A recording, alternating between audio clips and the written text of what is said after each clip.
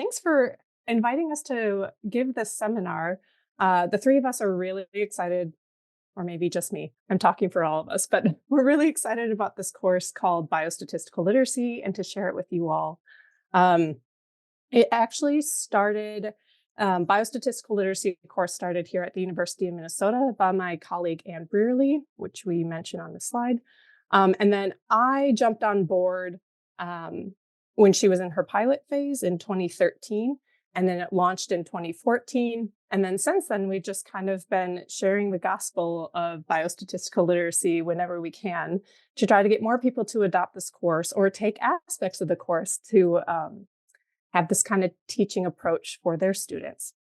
And so Mike Vimmel and also Steve, which is also mentioned on the slide, have adopted this course at their institutions for their students and their institute like schedule and so on and so forth. So this course can be adapted to fit your needs or your institution's needs. And so that's kind of what we're going to be talking about today. The goal of the seminar is to promote, as I kind of mentioned, this course that it develops students' abilities to read, interpret, and evaluate evidence from data. And before we launch into what this looks like, we're each going to kind of talk about who we are, who we teach as with respect to this course, and then we'll dive in more deeply. So Mike, you're up first. Yeah. Thanks, Laura. Before I jump into my little background, I just wanted to give a shout out and a thanks to Laura and to make it clear that her and Ann were the developers of all this material, and Vimmel and I are just got to utilize and take advantage of the information that they so willingly shared under the guise of the mission we're all on, which is to educate people on statistics. So I just happened to need and build a biostatistical literacy course back a few years ago. I didn't even know what that would look like, and just happened across Laura at a conference with a poster about this course, and she was like an angel sent from above and her willingness to share all the material. And Anne has been really collegial and very much appreciated. So with that background, my name is Mike Jarutek. I teach at Campbell University in central North Carolina, if anyone's familiar with the area halfway between Raleigh and Fayetteville. I'm originally from England, and from New England. If my accent hasn't already given me away, it will shortly. The format for the course that I teach is online, and my class size that I've taught this in has ranged from as small as 8 up to 40. When the class gets that big, it's broken up into sections of about size 20 that are run concurrently with the same material. And importantly, my student cohort are clinical research master's degree students, and they fall into two buckets: those that are professionals that are taking the master's program online asynchronously as sort of an executive program, and then about half of the cohort are dual degree students that are getting a PA degree or a PharmD degree with an inherent interest in research, that are getting their master's degree at the same time. And the other factor that's not on this slide that's important to mention is that my class duration is only 8 weeks long. I think Laura teaches it in a 14 or 16-week duration, but it's very malleable and adaptable in terms of the duration that the course is taught as well. So with that, I'll hand it back to Laura and let her introduce herself. Awesome. Oops, went too far. Thanks, Mike. So I'm Laura Lay. I'm at the University of Minnesota, although, we're usually known as the Bold North. We have no snow right now. It was kind of cold last week, but now we're like around freezing, which I'm like, But anyways, I've been teaching at the University of Minnesota in the School of Public Health for 10 years, specifically in biostatistics. And with respect to biostatistical literacy, like I said, we piloted it in 2013, and then we started teaching it in 2014. And we offer it every term, even in the summer. We have an in-person version and an online version.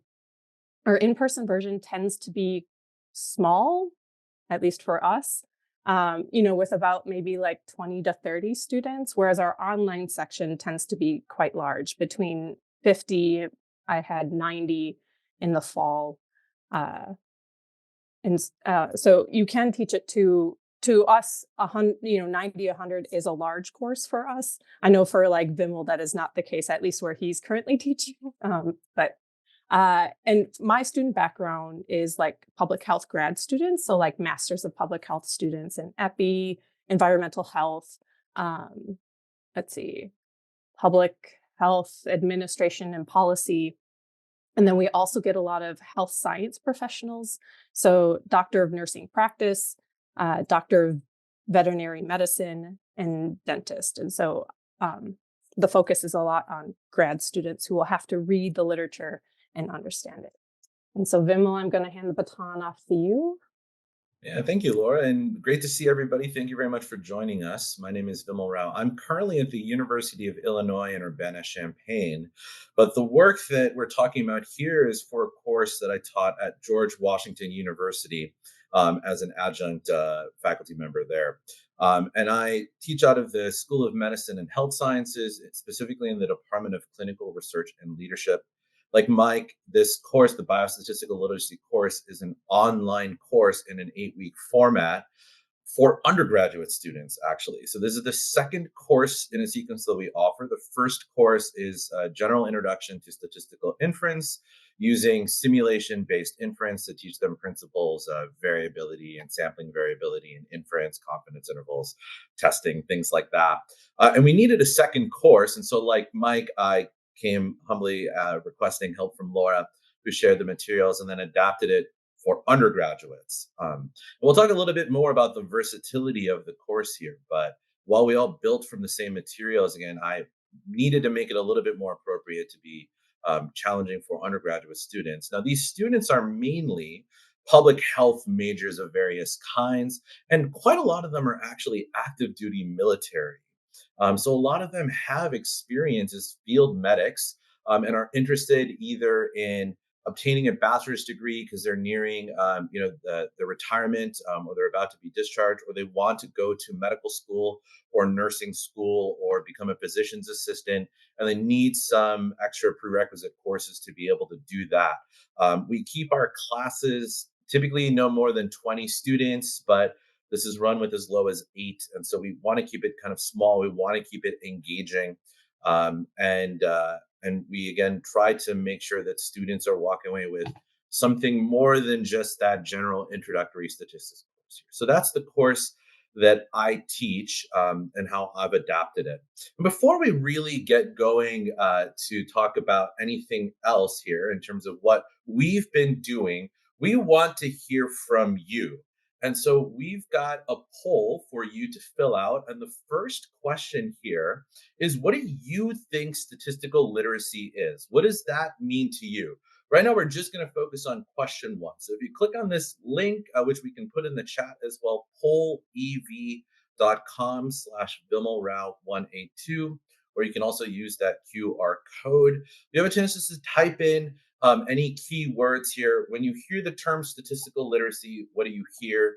What does it mean to you?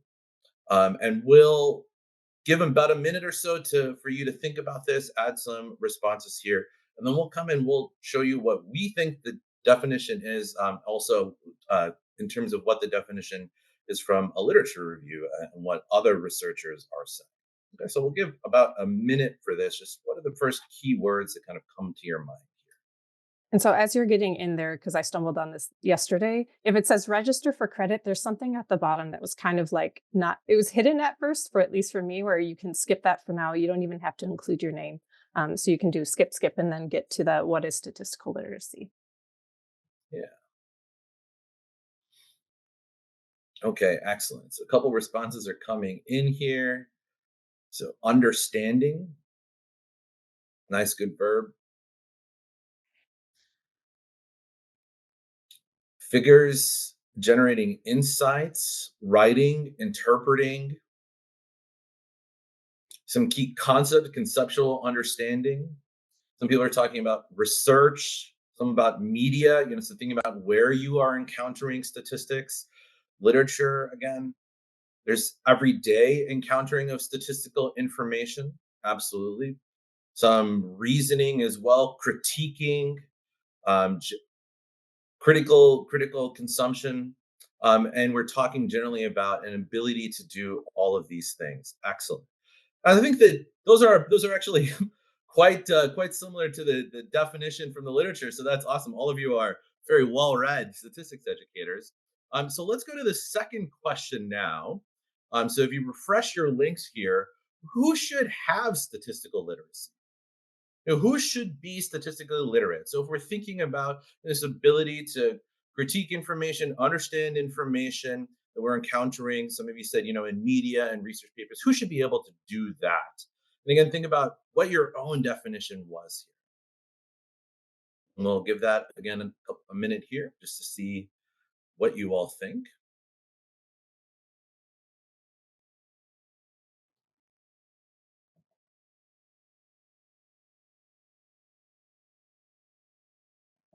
Okay.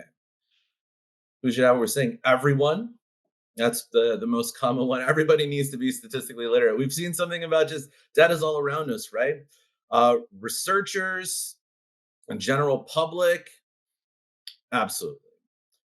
Okay, so let's talk about what the definition is that we kind of see the most in literature, and we're going to talk about specifically the definition provided by Ziegler and Garfield in 2018, because they did a quite thorough literature review of the preceding decades of research on statistical literacy, and their definition is this: the ability to read, understand, and communicate. So, pretty similar verbs from what all of you generated. So, read, understand, and communicate statistical information. What kind of statistical information, or what is statistical information? This is the type of statistical information that is relevant for, or the type of statistical information that's relevant for statistical literacy. For example, is graphical representations, descriptive statistics, and inferential statistics that is encountered in daily life, such as in a media article. And so, again, some of you suggested that as well, that you're thinking about statistical literacy as the data you encounter in media articles. And again, that also involves real context. So that's what Ziegler and Garfield's definition was based on the literature review that they were doing from the preceding decades. Who should have it? They suggest that everybody should have it, or at least that's the implication here from this definition. Everybody who has daily life encounters, which is everybody, right? Maybe not everybody is encountering media, but I would say that especially with the proliferation of digital media, I think that we're all pretty much exposed to media in some way, shape, or form. And data is everywhere. All of you know that, right? And so you need to be able to read, understand, and communicate. But what is missing? We think that there may be a gap, and that gap specifically is for our students the necessary skills, knowledge, and ability for graduate students who are going to be data consumers. And so we think that just encountering information in media articles doesn't quite fit our needs as teachers. So, what's actually needed is we need our students not just to be able to understand what's in media articles or journal articles, but as some of you also suggested in terms of what is statistical literacy, they need to be able to read, interpret, and evaluate the statistical results that they're seeing in peer-reviewed papers and abstracts. That's what we think that our students needed, both at the graduate and undergraduate level, I would say. And that is a different definition than that Ziegler and Garfield paper. So what we would like to do is to give you our definition of biostatistical literacy and our answer to the question. And we're going to start by just making a couple key changes to the Ziegler and Garfield definition. The first is we're talking about biostatistical information and biostatistical literacy, which we're going to define as a separate construct that is certainly related to a general statistical literacy, but we're going to call it a couple key aspects. And the first is, what is those statistical pieces of information? Graphical representations, yes, of course. Descriptive and inferential statistics, yes, of course. But study design, I think, plays a particularly critical role in the biostatistical literacy that we're seeking to develop in our students. So we are going to specifically call that out in our definition of biostatistical literacy. The next change that we're making is, as opposed to that statistical information that they encounter in media, we specifically want to focus on the statistical information, the biostatistical information that our students are encountering in research and scholarship. And we want to focus in there, such as in academic journals or when they go to conferences and they're hearing people talk about statistical methods and results, or presenting graphical representations, and thinking about the study design as well of where did this information come from. And the final change that we want to make is a change to who we think should have this. We don't think that necessarily everybody needs to be biostatistically literate to be able to consume research and scholarship in academic journals and conferences. So we are going to target this definition of biostatistical literacy to those who professionally consume health related information. Basically, our students, future doctors, future nurses, future public health specialists and analysts. We think that those people who are professionally in that medical sciences and biostatistical public health professions need to have this level of literacy that is beyond the definition given by Ziegler and Garfield. So let's start talking about our course. I'm going to hand it over to Mike. Thanks, Vimal. So for the statistician folks in the crowd, the topics that are covered and included in this course may look a little bit different than what you're used to seeing in a standard statistics course. And for the biostats folks, not only I think you'll be more familiar with the topics covered, but the aspects of the topics that are covered is going to look different than what you would see in a standard biostatistical course. This is largely driven by the distinguisher of our students, which are the consumers versus producers of statistics. So while all of our students, speaking on behalf of all of us, are going to be consumers of statistics, not all of them are going to be producers of statistics. So this course is designed specifically around the consuming of statistics, which all of our students will need, but only a subset of them would go on, at least in my program, to a subsequent course to get into the actual production of statistics, the data analysis and the software piece. So not surprisingly, the biostatistical literacy course objective is very well aligned with what Vimal just described. The primary goal is to develop student ability to read and interpret statistical results in the primary literature of their specific scientific field of interest. So this course is built around the idea of critically reading research articles and interpreting the results that other people have generated. We don't have our students generate any results. When we say minimal or very minimal calculations, we're literally talking about maybe a couple of percentages or maybe a risk ratio or an odds ratio. And that's about it for calculations. And there's no statistical programming involved. So the way I like to think about this course, if you think about a standard two-part statistics course, you cover half the topics top to bottom in the first course and half the topics top to bottom in the second course. The way my course structure is set up is we cover all the topics in both courses, but it's sort of sliced horizontally. So we only in the literacy course evaluate other people's results that have been generated. We don't do any of the generation of the results. That's not done until the second course, which would go back over all of the same topics. But again, then actually generating the statistical results based on and built on the understanding that was developed in this first course. So, Laura, if you go to the next slide, what is biostatistics? Just to make sure we're all on the same foundation to build from. I think there's, in my mind, if there was a Venn diagram of biostatistics and statistics, there'd be considerable overlap between the two of them. I think, or we think of biostatistics more of where it's being applied, which is typically in biology, public health, medicine, and other health-related sciences.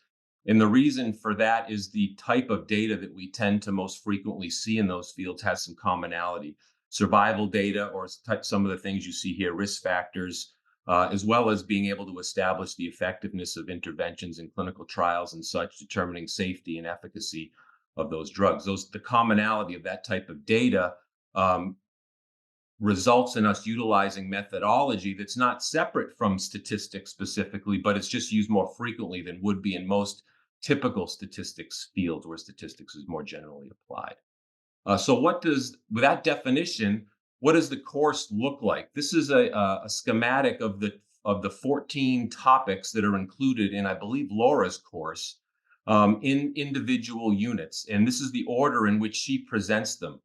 So a couple of interesting things to me about this that I've come to find is that the malleability of these topics is more so than in a standard statistics course, and I think that's because again the computational piece is cut out of this course. So in a traditional course where you're not only introducing topics to people and explaining what they are and then interpreting results at the end, but doing calculations in the middle, because that calculations piece is removed from this course, the sequencing of these topics isn't as deterministic. It's not as set in stone because we don't need to do the calculations, the more simple ones, to build up to the higher ones. So the topics are therefore much more interchangeable.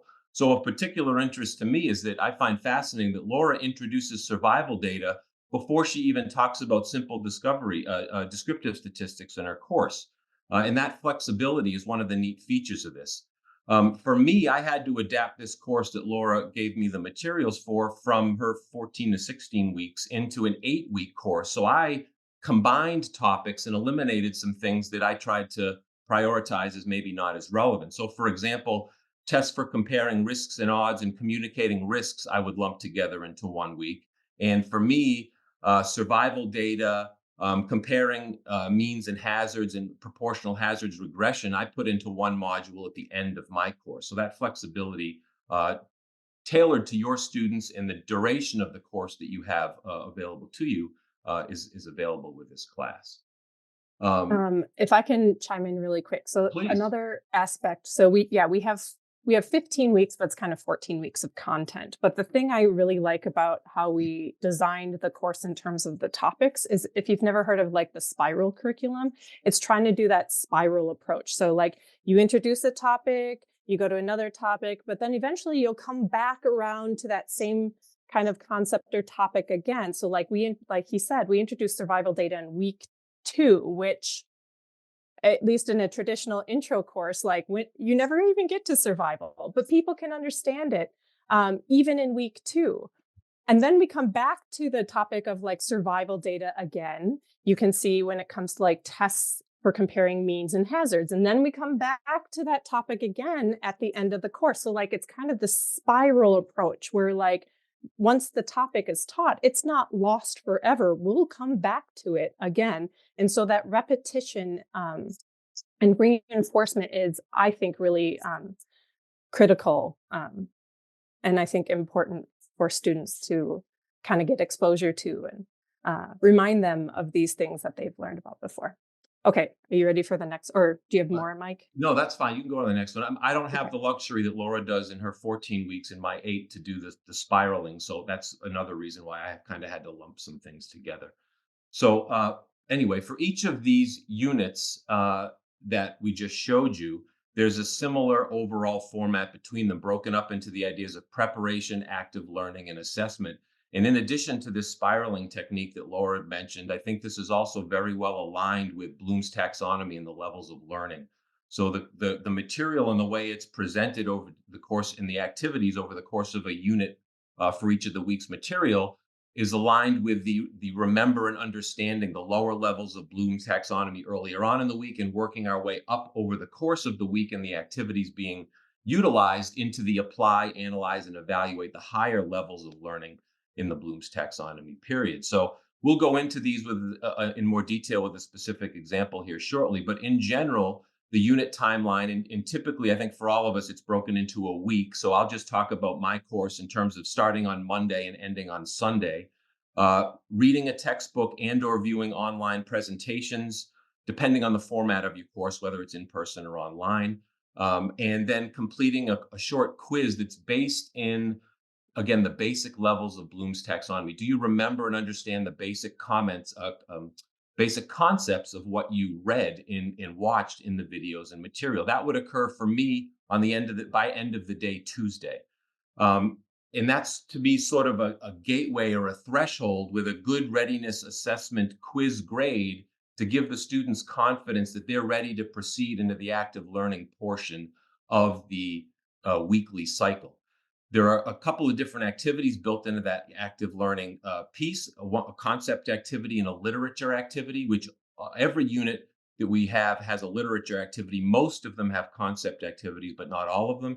and they're built around the exercise or activity that are define those activities or utilize those activities, or what Laura and Anne came up with is collaborative key, which is a classroom generated answer key that's generated collaboratively. So now, again, I'll let Laura speak more about that later. And then that would be the Wednesday, Thursday, Friday portion of the week. And then for my class, over the course of the weekend, the students would have an opportunity over a couple hour period, time period of their choosing, to complete an end of the week assessment, which is a 8 to 10 question short answer type of assessment. And again, I'll talk more about that specifically for a unit here shortly. So to get more into, Laura, if you go to the next slide, to get more into the details of what this looks like for a specific unit, we're going to stick with this survival data intro unit. And I want to, along with Laura and Vimal, talk through the different pieces of the week as we progress through student learning through each of these pieces that I just described more generally. So the first piece to And that, Mike, can I interrupt really quick? no problem. So going back to that last slide, so we build the class around the flipped classroom approach. If that you were like, wow, that kind of seems like a flipped classroom, like it is. And even our online format, even though it's online and totally asynchronous, still has the flipped classroom model for how we designed it. And it can work there as well. Okay, handing it back to you. Yeah, no worries. I appreciate that. The online format to me is almost inherently dictated to be flipped classroom, at least in the asynchronous format that we utilize this in. So appreciate you making that connection. So anyway, in terms of the Intro to Survival Analysis data module unit, let's talk through what these things actually look like in a little bit more detail. So if you go to the next slide, Laura, to kick off the preparation for each week, we have a learning objectives document that's provided to the students. These are the ones that you can see here for the Intro to Survival data. In addition to the obvious use of zeroing students in on what the most important pieces of the learning for that week are, I've come to realize that this is a crucial document for them as they get going. I think a lot of students coming into a topic in statistics, I imagine you all agree with me that there's a bias we fight against: people hating statistics, not appreciating statistics, disliking statistics, being afraid of statistics, et cetera, that we're always fighting. And I think they get nervous when I say, here's 4 chapters on survival analysis you need to read for this week's material, and they're overwhelmed. So I don't know if you've ever heard the riddle of how do you eat an elephant? And the answer, of course, is one bite at a time. The idea being to break up a big task into smaller, more digestible pieces. And I think this learning objectives list helps students dramatically with that. And to the point where I've advised them not to just read the chapters assigned from front to back, but to go into the objectives checklist, look at what the key concepts I'm telling you to focus on are, and then go into the textbook and find those and read about those concepts. I think that makes it easier for the students to not freak out about the quantity or the scope of the material or the difficulty of it by breaking up that bigger chunk into smaller, easier pieces. So with that learning objectives to kick off the week, if you go to the next slide, Laura. And can I jump in one more time? You can, please. Okay. So we utilize something called backwards design. So we actually created these learning objectives first for every single unit. And people in their head are like, well, I know what I want the students to get out of it, but why not write it down so you know how you're doing it? So you start with these and then you design the entire unit around this with how am I going to get them to each of these spots? How am I going to have them practice all of these things? And then when it comes to those end of the unit assessments, then you can look at your learning objectives checklist and say, what is it that I really want to assess them on? And you design questions around what is already written. So it kind of gives them a roadmap for where they need to get to and helps give them some autonomy to their own learning. So they're not coming to you and being like, I don't know what I should have got out of it, but you can always point them back here. And I, maybe as well as Mike and Vim, will say, have you looked at the learning objectives checklist? Do you use that throughout the week as you're learning? And if you're not, you should. Thanks, Laura. This is all the stuff that I take for granted, having not built the course myself. So I appreciate having the godmother of the course here with us, sharing the material with us. So anyway, the first portion of the week, the lower level of Bloom's taxonomies, we kick off a unit is the preparation piece. And again, depending on whether you're online or in person, you're going to have some reading and or some presentations, videos to watch. In my case, some of them I make myself. Some of them I find on the web when I find people that do a better job than I think I could do, and or have um, uh, the course designers or more resources available to create videos than I have available to me. I think we all use this textbook called Intuitive Biostatistics by Harvey Moltulsky. Interestingly, Dr. Moltulsky is an MD, not a statistician. And if you told me a few years ago that I would be using a stats book that wasn't written by a statistician, I would have said you're crazy. But this is very well suited to this course, and it's not a traditional statistics textbook. The chapters are very much focused around the way this course is designed, which is literacy of concepts and not calculations. The chapters tend to be 5 to 10 pages long for each of the topics, although there are a lot of chapters in the book, some north of 35 or 40 chapters, but much more digestible, much better suited towards a literacy course than a standard statistical textbook would be. So again, Monday and Tuesday, they're reading that material, absorbing the information. By the end of the day, Tuesday, they should be ready to complete a readiness quiz. A formative assessment helps students to understand, to check their understanding while they're still learning. And again, it's focused on the lower levels of the Bloom's taxonomy pyramid. Um, it's a multiple choice true false format. I have 15 questions in mine. I started with 10, but people felt like if they got one or two wrong, their grade dropped too much. So I added a few more questions to give them more opportunity. It's designed to be low stakes. It's designed to have multiple attempts. I allow two. I think Laura does as well, and maybe Vimal. I'm not sure. And you get to keep the higher grade of the multiple attempts. It's to foster and build confidence early on that you understand the basics of the material you're being asked to read before going on to apply them in the active learning subsequent piece of the unit that each week comprises. So with that, I don't know if Laura has anything to add to this slide, but she's going to take over on the next slide and take you through the active learning piece of the units.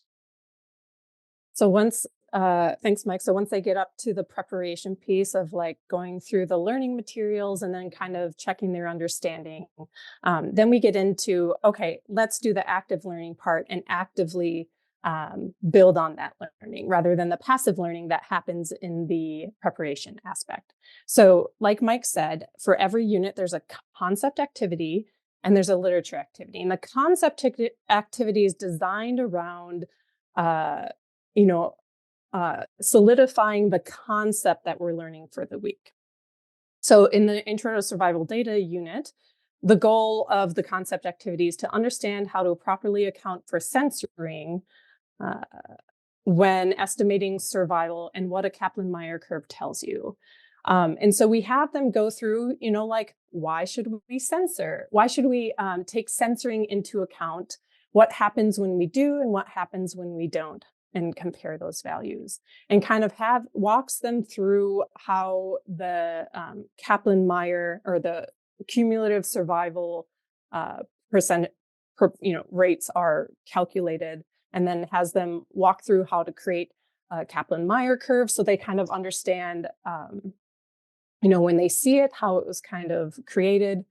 And we, start with this very small imaginary cancer treatment study, which was used in the textbook. And again, they had read about this. So now they're just taking that instead of passively like going through it, they're actively going through it with this example. And so some of the questions that we ask, so we have in this concept activity, like guided questions, and we also provide them step-by-step instructions for how to create the survival curve, like I said, with or without censoring. And so some of the questions we ask is like, what is the event of interest? What are some ways we can summarize and describe survival data? Like we have a very open-ended question that says, like, suppose your colleague needs help interpreting a Kaplan-Meier curve.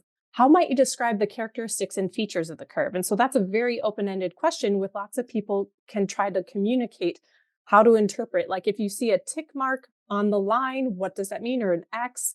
When it drops, when a curve drops, what does that mean? So on and so forth. And the last one that I really like, this is the last question, at least on my activity, of like, think of an example in your field of a time to event situation that is not like time to death or like a true like survival. And we get lots of great answers with that. Especially I think some people in kinesiology, so they'll be like time to, getting better after surgery. And we have dentistry, and so they have some great ones as well. And then after the concept activity, we have a literature activity. And again, this is to, practice the topic of the week. So practice interpreting the results of the survival analysis in the literature. And as Mike said, we use a real literature article. And the one that we use for intro to survival data is actually from dentistry. So I only have a very small number, maybe like 5 to 10 dentistry students. So they are interested in this article. A lot of my other students struggle. But we with these guided questions, we kind of walk them through and try to take out some of the jargon that occurred in this article. And in all of our literature activities, we always have a set of like general questions in every single literature activity. So like they will be exposed to this question over and over and over again. And that reinforced practice is so critical. And so, things like, what is the author's primary question and finding? Often students will like read it and be like, okay, but they don't actually like sit down and say, wait, what is it they really wanted to, what question did they really ask? And did they actually answer that question? Other ones that we reinforce over and over, kind of what Vimal talked about early on what we think biostat literacy is like, what is the study design? Like, can you identify the study design? Can you identify the sampling method that was used? And then that helps to like, at the end, when we ask about strengths and limitations, they can, add that to their answers. So a lot of these general questions are, tied to statistical topics, but some are also just critical thinking. Like, do you think the comparison that the researchers made sense or was appropriate? Why do you think that they made this comparison? And then, so those are kind of littered throughout the literature activity. And then we have some really specific topic related ones, like for intro to survival. Again, we have them, how is the event of interest defined? In this case, we don't have survival. It was something about cavities in kids. So it was time to caries-free survival or something like that. So, like they didn't get a cavity by the time they lost all their primary teeth. Things about what is time zero, how is time zero defined? How could a participant be censored? Why does the curve not drop to zero by the end? Which group had the best survival, worst survival? Again, that's like more of the literacy, trying to see if they understand what the curves mean. And so this, what we find, at least in my evaluations at the end of the course, is that students will tell me during the course, like before I took this course, I would read the intro and the conclusion, and that's it, because the middle part is really scary. But what we do is kind of like we get them used to desensitize, maybe is the right word that I was looking for. Like we get them used to like, no, you can do this, take it in small pieces. And we practice over and over and over. So I wrote down some of the things that they said based on the course evals. And it's like, I always used to skip the methods and results, but now I can read them.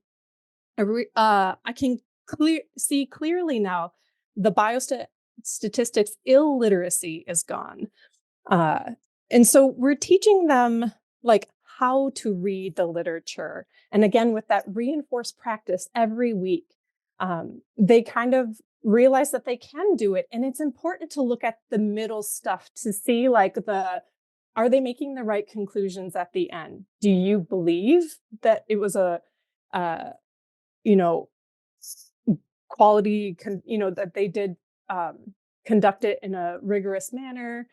Did they try to answer the research question, or did they answer a different research question? And all of these great things. So we have these activities in our class, both in person and online.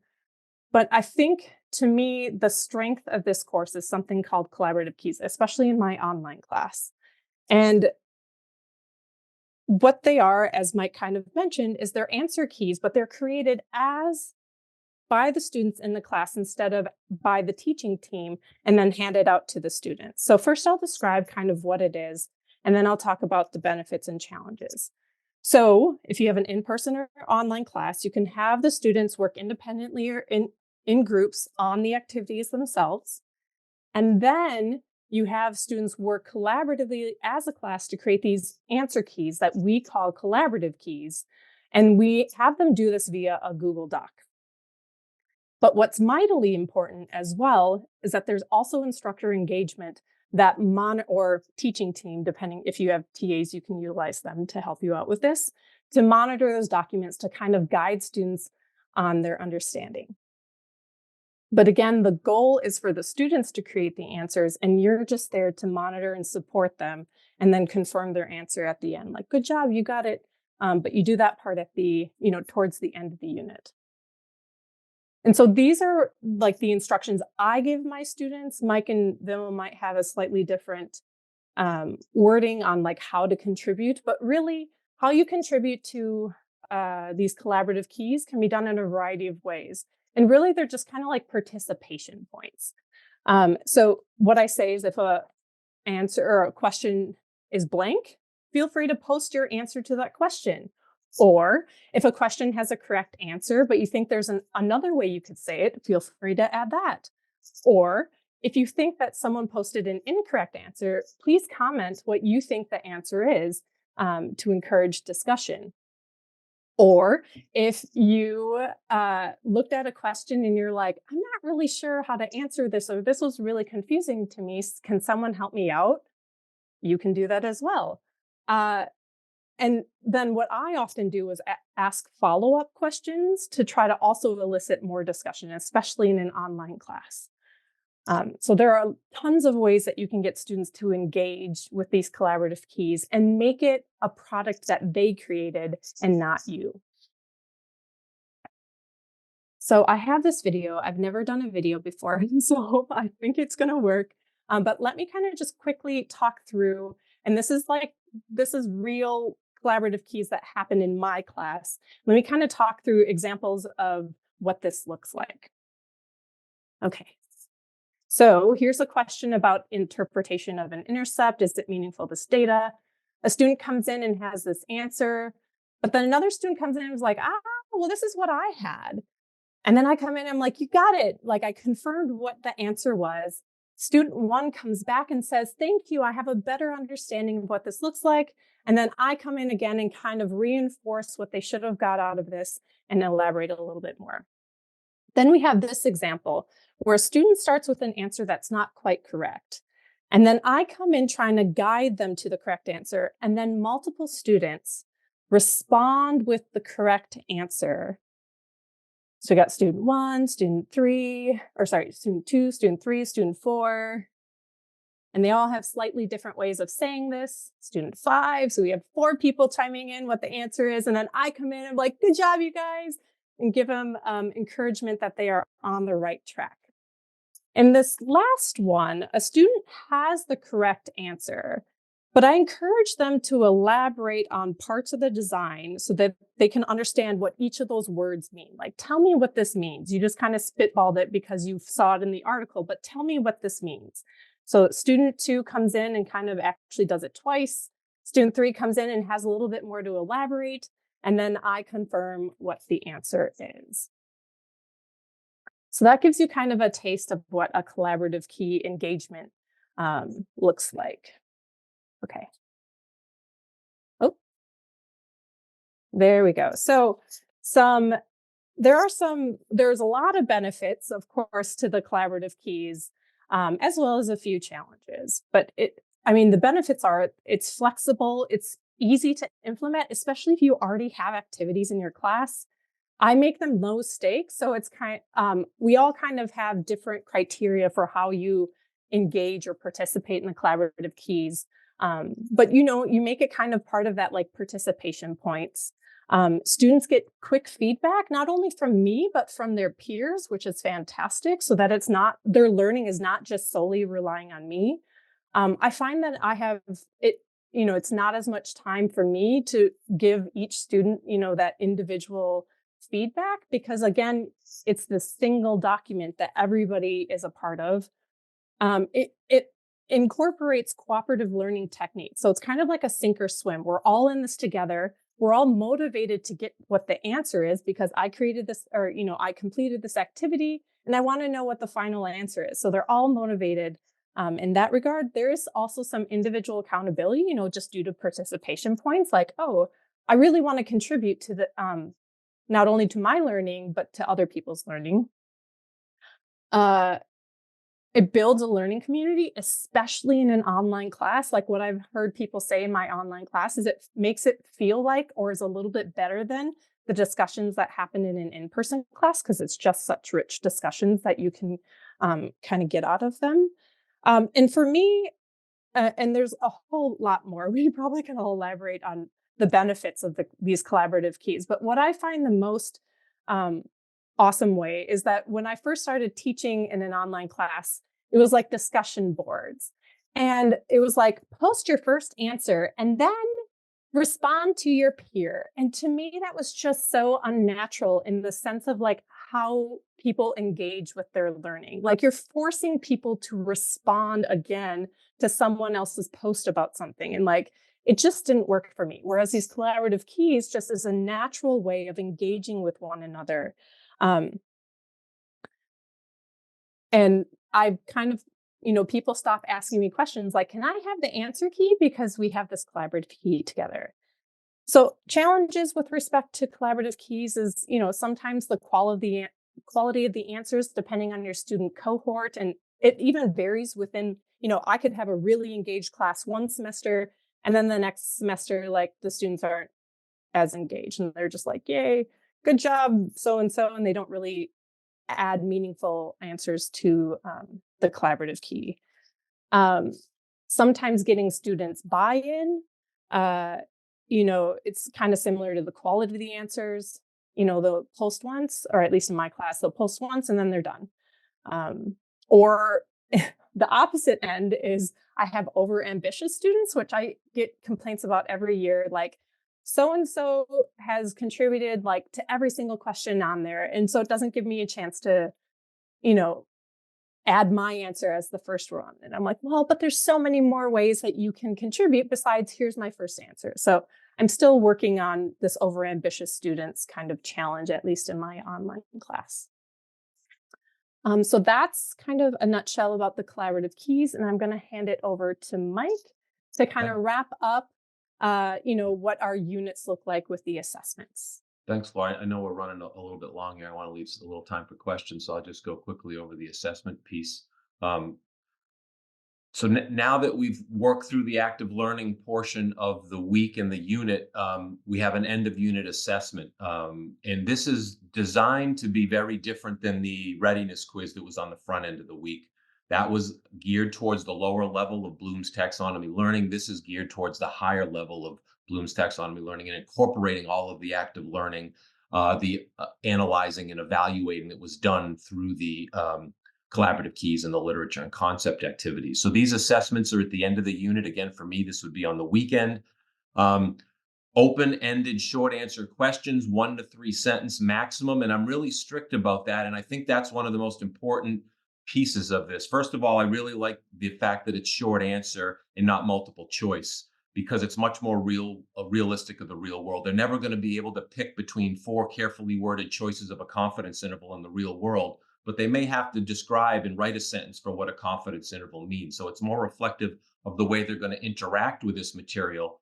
And I'm very strict on the length of the sentences to avoid the student rambling response that a lot of us are probably familiar with, where they keep writing and hopefully traipse upon something that's eventually correct that they can get credit for, in the hopes that we avoid and ignore all the things that they said wrong previous to it. So I tell them they have a maximum of 3 sentences to answer any question. After that, I stop reading. So put your best stuff up front, because that's all you're going to get. because that's reflective of the real world technical writing they're going to go into, whether it's study protocols or manuscripts or abstracts that they're going to be writing. Typically 8 to 10 questions. And although these are higher stakes than the readiness quiz, because there's one at the end of each of the unit or maybe every other unit, there's lots of them. So relatively speaking, they're lower stakes. So my readiness quizzes are about 1.5% per quiz amongst the 8 of them. The collaborative keys are about 1.5% of the total grade per collaborative key. And these end of unit assessments are roughly 10% per assessment. And I have 6 or 7 of them. The other thing that these tests allow is that over this past year, I've incorporated the option for students that want to try to incorporate AI and Chat GPT in their answers. We're concerned about defending against that stuff in student responses. This allows for students to incorporate that if they want. No one's taken me up on it yet, but I allow them the opportunity if they want to put a question into Chat GPT and take out an answer and cut and paste that in as their answer, that's okay. But then they have to also include their edited version of the Chat GPT answer or whatever tool they're using to ensure to me that they've reviewed it and can ferret out any inconsistencies or any errors in it. And I think given the time constraints on the test, the students haven't yet, for me anyway, wanted to wander into that. But that is something that's probably AI flexible, or it can be incorporated the format of these assessments. So just what does an assessment look like for intro to survival data? We would provide an abstract or a brief few sentences of context of the study that we're interested in from an article, and then ask questions like you see here on the slide to get again at those higher levels of Bloom taxonomy learning. My questions tend to focus more around interpreting results. So I'll give them again the context of a study and maybe a hazard ratio and confidence interval in a Kaplan-Meier plot, or maybe not, and ask them to interpret what the hazard ratio means, what the p-value means, what the confidence interval means in 1 to 3 sentences, in addition to the types of questions that you see here that Laura has for her information. And over the course of an 8 or 10 question test, all of my questions don't necessarily come from the same literature article. I might pull 2 or 3 or 4 different ones and ask different questions in different settings. So again, for students that aren't familiar with dentistry, don't get stuck with 10 dentistry questions. It's try to make it a little bit more fair for everybody. So with that, of the assessments, I'll turn it over to Vimal to wrap us up. Yeah, so the title of the seminar today is Biostatistical Literacy. What is it and how can we teach it? Again, we think that biostatistical literacy, we're aiming for graduate students, particularly, or anybody who is professionally consuming biostatistical and medical information. And you've heard a little bit about the way that we teach it, the course that was designed by Anne Burley and Laura, that Mike and I have adapted, as well as another one of our colleagues, Steve Foti. And really what we want you to take away here is that this course is highly flexible. We are teaching in different formats, in person, online, 15-week, 8 weeks, different students, undergraduate, graduate students, different disciplines. And so we really believe that this is a structure that you can use. If you want to switch out a context, you can do that. You can use a different article for the literature activity as opposed to one of the ones that we're using. That's pretty easy to do. You can very easily switch this across course formats or student populations. We also, we've got a website, a project website, where you can access all of our materials. This includes today's slides, our syllabi, so you can see how we are adapting this differently, and all of our curricular materials. Again, we believe this is a highly flexible way for all of you as well to adapt these materials if you are interested in teaching biostatistical literacy in the way that we've defined it. And the definitions that you gave were very consistent when I think how we think about biostatistical literacy. And so with that, thank you very much for attending. We've got a couple minutes for questions. You can put them in the chat, or I think you can ask out loud here. And then here are our email addresses. If you would like to stay in touch with us, please don't hesitate to reach out to us. And again, thank you very much on behalf of Mike and Laura. And let me do one more call out. So I just talked about collaborative keys was the last thing that I talked about. Mike and I are planning to come to UK COTS and talk and give, hopefully maybe have some sort of session on collaborative keys. So if you're more interested in that, come check us out at UK COTS in June.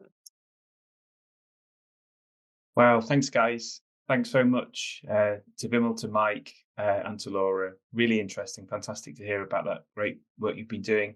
As Vimal said, if you've got a question, you can put it in the chat, or you could raise your hand as well to ask it on camera. Just while that's happening, I'll kick us off with one to start with. I'm really interested in this because um, the what you're doing is slightly different in your different contexts, and within your different contexts, you've got a different variety of students you're working with. For those of us that teach biostatistics or medical statistics, this is offering a challenge to try and keep everything relevant to quite a diverse audience. So how do you contend with that challenge of making sure that the content and the examples, the settings that you use are as relevant to dentists as they are to vets and everyone else in between?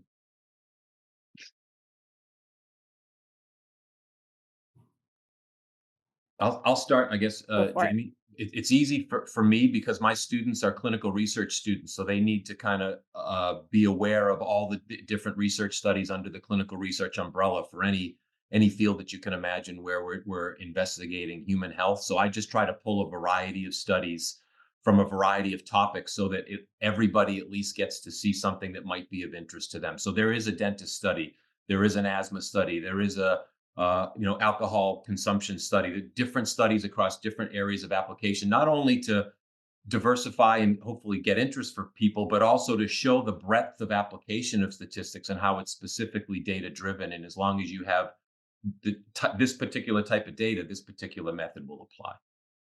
And also, Ed, you can swap out the articles very easily. So, especially because I teach undergraduates, some of the articles are too advanced for them, and I swap them out. And so, I want to stress that flexible nature of the course. Really quick, I know we're at time. There's a question: how can you make this active when class sizes are more than 200? I think the collaborative key is the answer, and you have to be able to monitor those groups. But this really is a highly active course, and we think it's very scalable. Are students registered for this at their respective university or paid personally? We offer this through all of our universities as well.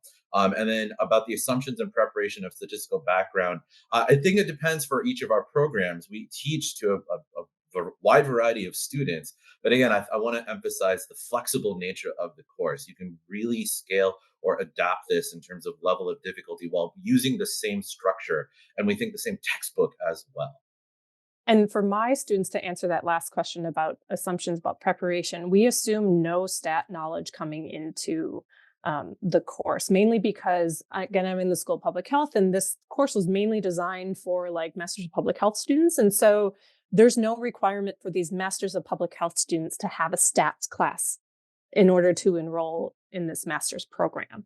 And so we have to assume that nobody has a stats background. There will be people who do, and maybe if I even had like a couple classes, in their undergrad or in a different graduate program. But there are definitely some people who have.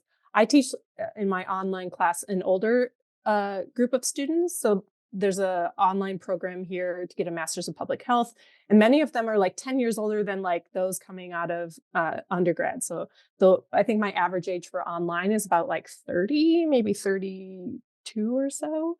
Um, uh, let's see. Oh, there's so many questions. Yeah, great. Thanks, Laura. So I'm aware we've gone slightly over our scheduled finish time of 3:30, so we appreciate some people may have to leave. But if you guys are okay to hang on for a few more minutes, maybe we'll pick up some of the questions there.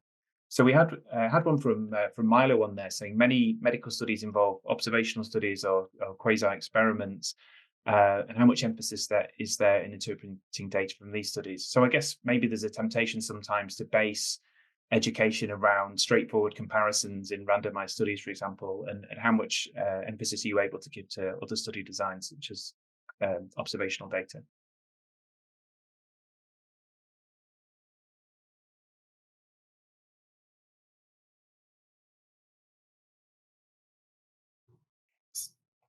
Go ahead, Vimal.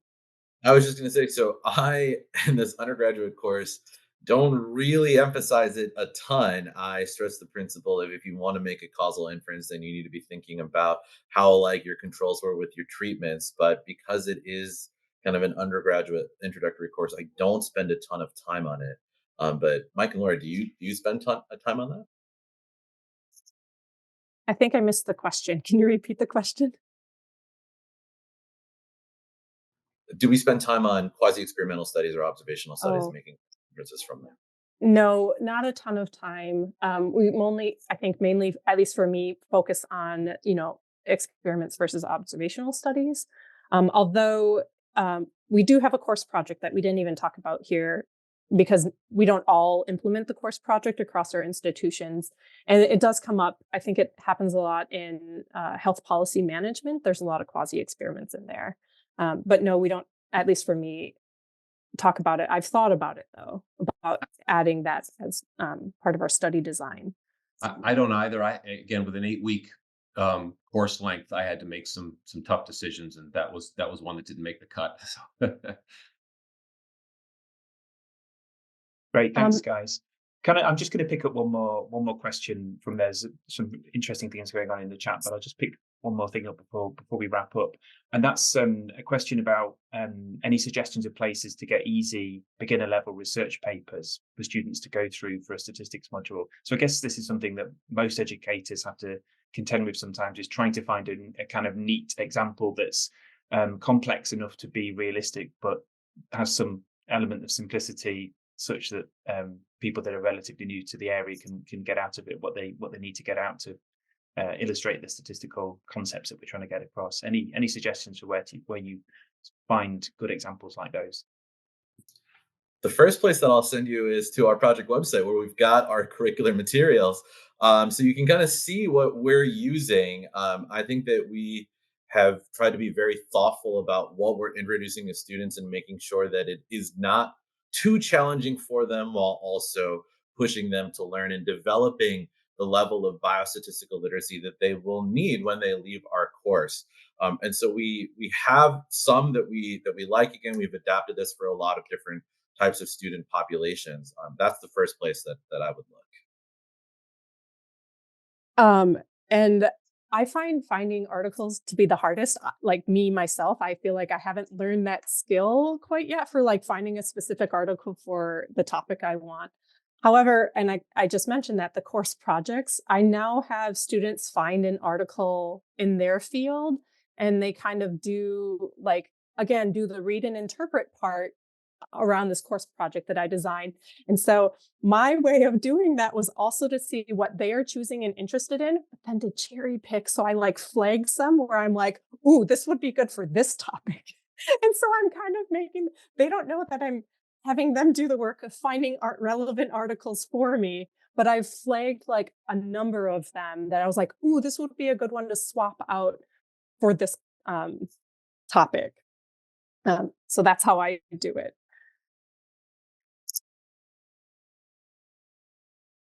Great, thanks, guys. So we are a few minutes over. I'm going to wrap things up there.